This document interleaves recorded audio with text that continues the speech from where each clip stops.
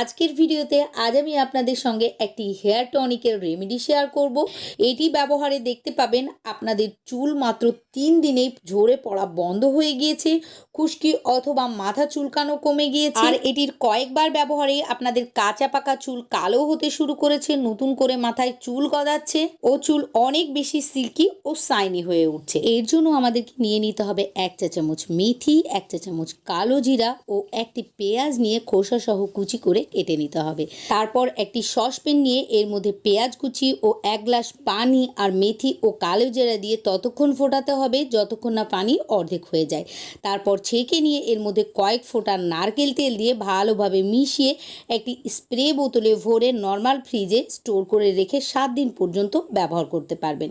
এটিকে আপনারা সমস্ত চুল ও স্ক্যাল্পে লাগিয়ে নেবেন। তারপর 2 থেকে 3 ঘন্টা রেখে শ্যাম্পু অথবা পানির সাহায্যে চুল ধুয়ে নেবেন।